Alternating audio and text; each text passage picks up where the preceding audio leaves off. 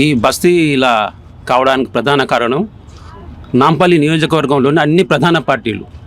ముఖ్యంగా చెప్పుకోవాలంటే ఇక్కడ జనాన్ని ఒక ఓటు బ్యాంకుగా చూస్తున్నారు. భోజగుట్టల ఏంటంటే భోజగుట్టల ఓట్లు పడితేనే కానీ వాడు విన్ అవుతారు, గెలుస్తారు. కానీ గెలిచిన తర్వాత మాత్రం భోజగుట్టల ఓట్లు రాలేదు, అందుకని మీకు సౌకర్యాలు చేయాలా అని చెప్పి వాళ్ళు మమ్మల్ని కూడా ఎగతాళి చేస్తున్నారు. ఓట్లు వేసింది మాత్రం భోజగుట్ట ప్రజలే, 3 బస్తీల ప్రజలు. అంటే ఇప్పుడు ప్రజలు పాపం వాళ్ళకి తెలిసి తెలియని తనం చాలా ఉంటుంది. ఎందుకంటే ఇక్కడ ఎవరిని చూసినా చాలా అమాయకుల్లా ఉన్నారు. ఈ రోజు పనికి వెళ్తేనే వాళ్ళ జీవనం గడుస్తుంది అన్నటువంటి పరిస్థితులు కనిపిస్తున్నాయి. మీరు ఒక పార్టీకి ప్రధాన కార్యదర్శిగా ఉన్నారు, మరి మీరెందుకన్నా మీ గొంతుని బయటకు చెప్పలేకపోయారు? మేము ప్రతిసారి ఆందోళన కార్యక్రమాలు చేస్తున్నాం.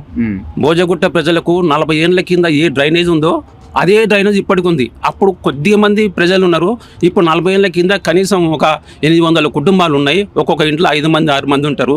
ఓట్లు మాత్రం ప్రతి ఒక్కరి కుటుంబాలు ఉంటాయి.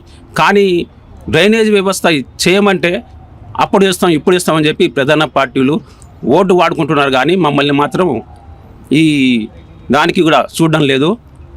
ఇక్కడ ప్రధానంగా ఉన్న సమస్యలు ఏంటన్నా? అసలు ప్రధాన సమస్య డ్రైనేజ్ సమస్య. 40 ఏళ్ళ కింద వేసిన డ్రైనేజ్ సమస్య అలానే ఉంది. చిన్న చిన్న పైపులు వేసిండ్రు. ఆ డ్రైనేజ్ చిన్న పైపులను వచ్చిన నీళ్లు కూడా కిందికి పోదామంటే ఇక్కడ అన్ని భూములన్నీ ఆక్యుపై చేసుకొని కబ్జా చేసుకొని అక్కడ మురికి నీళ్ళు పోకుండా ఆకట్టిండ్రు. ఆ నీళ్ళని ఎటు పోవాలనంటే మా వీళ్ళ దౌర్జన్యాలు, దాడులు ఇవాళ చేస్తున్నాయి. వాళ్ళు దవ్వుతుంటే ఇక్కడ ఇండ్లకు పాములు వస్తున్నాయి, తేళ్ళు వస్తున్నాయి. ఈ మంచినీళ్ళేమో వాటర్ ట్యాంకు నుంచి ఈ కింది సిపిఎం ఎర్రజెండా కాడ నుంచి కింద ఉన్న ఇండ్లు మొత్తము వాటర్ ట్యాంక్ ఉన్న పైపు ద్వారా తీసుకొని వీళ్ళు వాడుకుంటున్నారు. సిపిఎం పార్టీ అవతల నుంచి కమిటీయాల అక్కడ నుంచి మంచినీళ్ళు వస్తాయి.